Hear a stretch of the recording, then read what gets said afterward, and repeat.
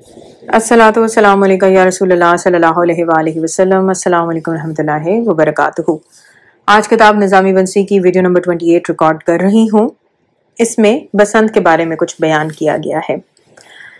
राजकुमार हरदेव कहते हैं कि मेरे दिल्ली आने से पहले हजरत रहमतुल्लाह अलैह की बहन के एक पोते ख्वाजा सैयद तकीउद्दीन नूह का दक की बीमारी में इंतकाल हो गया था। वो नेक, आबिद और जाहिद और हाफिज़े कुरान थे। हजरत रहमतुल्लाह अलैह उनसे बहुत मोहब्बत रखते और उन्हें अपना जानशीं बनाना चाहते थे। उनकी वफात से आप रहमतुल्लाह अलैह मगमूम रहते थे। राजकुमार कहते हैं कि मैंने सुना कि आज बसंत का मेला है। मैंने देखा कि हिंदू सरसों के फूल हाथों में लिए जोक तर जोक एक मंदिर की तरफ जा रहे हैं। मुझे भी वहां जाने का शौक हुआ, मगर हजरत रहमतुल्लाह अलैह की इजाजत के बगैर जाना मुनासिब न समझा। फिर ये ख्याल भी आया कि एक शुबहे से अभी निजात मिली है। हिंदुओं के मेले में जाऊंगा तो कोई नया शक पैदा न हो जाए। मैं मकान से बाहर खड़ा ये सोच रहा था कि सामने से अमीर खुसरो आते दिखाई दिए। मैं दौड़कर उनके पास गया। वो कहने लगे, हरदेव मुबारक हो, तुम्हें एक बड़े खतरे से निजात मिली।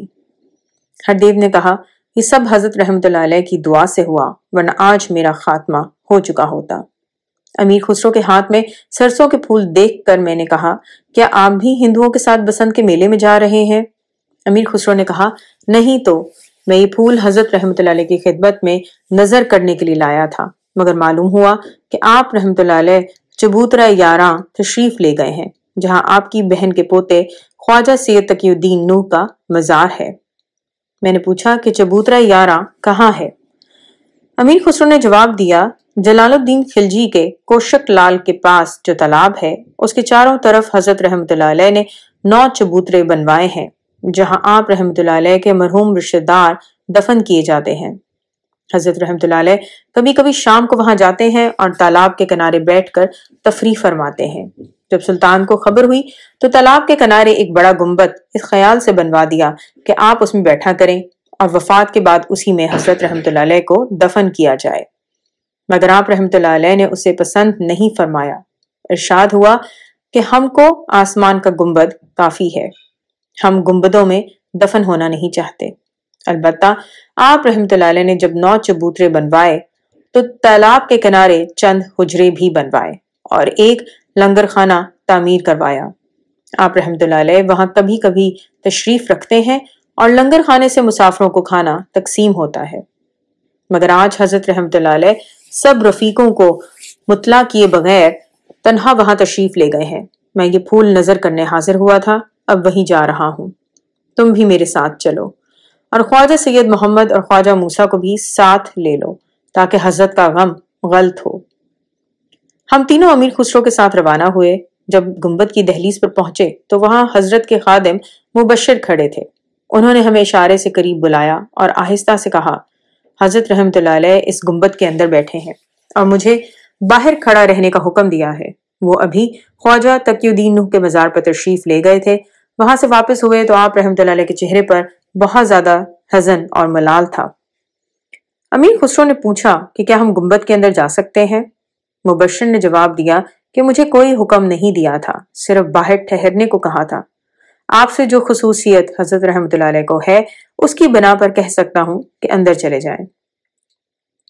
अमीर खुसरो गुंबद के अंदर दाखिल हुए। हम सब उनके पीछे पीछे थे।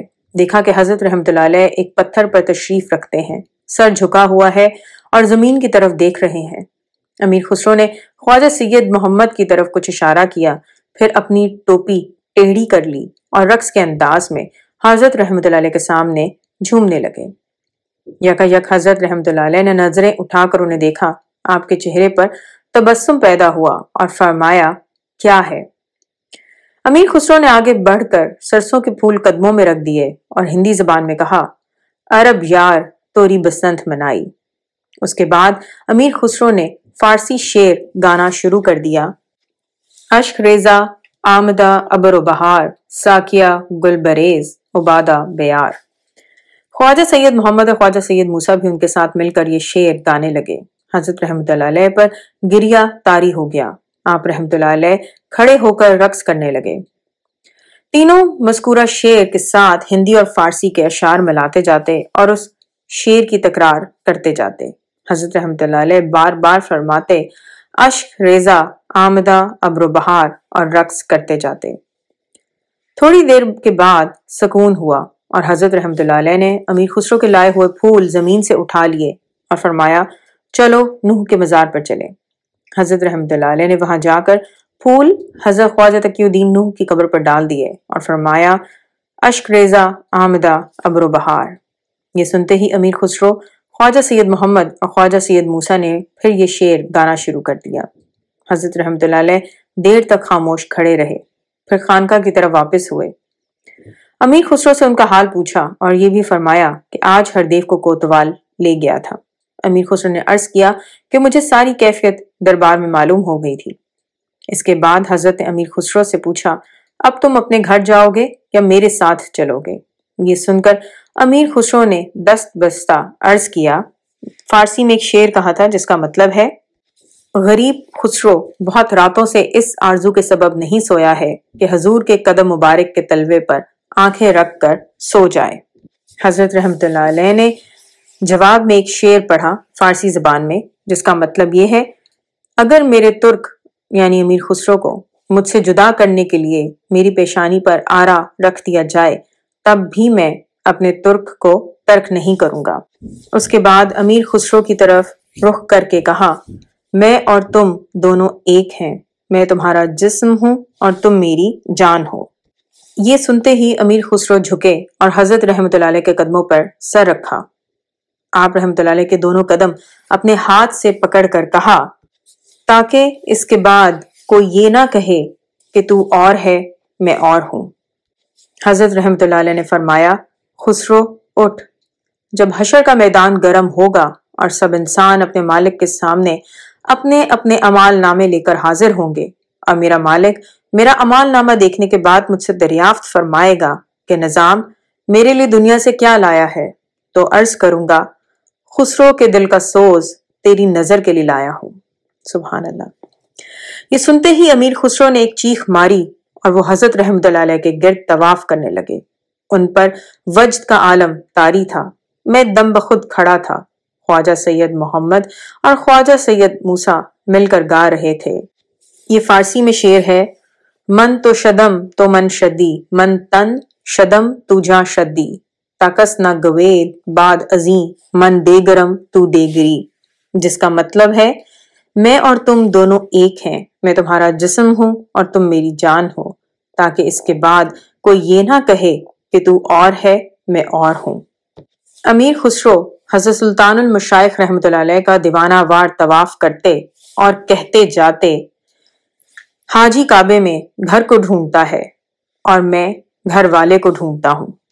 چبوترا 11 سے واپسی کے بعد ہم سب مل کر رات کا کھانا کھا رہے تھے کہ کسی نے دروازے پر دستک دی۔ خواجہ سید محمد کے ملازم ملیح نے باہر جا کر دیکھا تو معلوم ہوا کہ ایک شاہی افسر آیا ہے۔ ہم نے اسے اندر بلایا۔ مجھ پر ایک نیا خوف طاری ہوا کہ خدا خیر کرے۔ افسر نے کہا کہ سلطان کے محبوب غلام ملک کافور نے ہردیو کو اسی وقت ملاقات کے لیے بلایا ہے اور سواری کے لیے گھوڑا بھیجا ہے۔ یہ سن کر مجھے طرح طرح کے وہم آنے لگے۔ پھر خیال آیا کہ جب میں علاؤدین خلجی کے سامنے پیش ہوا تھا تو کافور بادشاہ کے پیچھے کھڑا مسکرا رہا تھا، ممکن ہے نوکری دینے کے سلسلے میں بلایا ہو۔ پھر میں نے خواجہ سید محمد سے پوچھا کہ کیا مجھے حضرت رحمت اللہ علیہ سے اجازت لینی ہوگی؟ انہوں نے کہا، میرے خیال میں اس کی ضرورت نہیں ہے، حضرت رحمت اللہ علیہ اس وقت خلوت میں ہے اور آپ رحمت اللہ علیہ کی طبیعت بھی آج اچھی نہیں ہے۔ میں افسر کے ساتھ فوراً روانہ ہو گیا۔ شاہی محل کے قریب ہی خوبصورت مکان میں ملک کافور رہتا تھا۔ میں نے یہ خیال کر کے کہ وہ بادشاہ کا بہت محبوب غلام ہے اس کی تعظیم ادا کی۔ وہ بہت خوش ہوا اور مجھے اپنے سامنے بیٹھنے کا اشارہ کیا۔ پھر اس نے میرے حالات دریافت کرنے شروع کیے۔ وہ بہت اچھی فارسی میں گفتگو کر رہا تھا لیکن دکنی اور گجراتی الفاظ بھی درمیان میں بولتا تھا۔ اس نے پہلی ہی ملاقات میں تکلف اٹھا دیا اور یہ بتایا کہ وہ کھمبیات میں رہتا تھا اور اسے 1000 دینار میں خریدا گیا۔ ملک کافور خوبصورت جوان ہے، اس کے سر کے بال لمبے اور گھنگریالے ہیں، وہ بہت شائستگی سے بات کرتا ہے، اس کے مزاج میں شوخی اور بزلہ سنجی ہے۔ اس نے مجھ سے کہا، میں شاہی حکم سے ملک مبر کے خلاف مہم لے کر جانے والا ہوں، تمہارا ملک بھی راستے میں ہے، کیا تم میرے ساتھ چلنا چاہتے ہو؟ میں فوراً سمجھ گیا کہ میرے ملک پر چڑھائی ہونے والی ہے، کیونکہ سنگل دیو نے خراج بھیجنا بند کر دیا ہے اور سلطان کے خلاف انقلابی کوششیں بھی کر رہا ہے، لہٰذا اگر میں اس کے ساتھ گیا تو اپنے ملک کے خلاف لڑنا پڑے گا۔ خوب سوچ کر میں نے کہا، آپ کے اور سلطان کے حکم کی اطاعت ہر حال میں کرنی واجب ہے، کیونکہ میرے گرو کی یہی تعلیم ہے۔ ملک کافور نے بات کاٹ کر کہا، تمہارے گرو کون ہیں؟ میں نے کہا، حضرت سلطان المشائخ رحمت اللہ علیہ۔ ملک کافور نے پوچھا، کیا تم مسلمان ہو گئے ہو؟ میں نے کہا، باللحاظ اعتقاد مسلمان ہوں، مگر ابھی اعلان نہیں کیا، اور ہاں، حضرت رحمت اللہ علیہ نے آج ہی مجھے یہ حکم دیا ہے کہ میں سلطانی عطا کردہ اشرفیاں ماں باپ کو دیوگیر بھیج کر انہیں دہلی بلا لوں۔ ایسی حالت میں میرا آپ کے ساتھ جانا مشکل ہوگا۔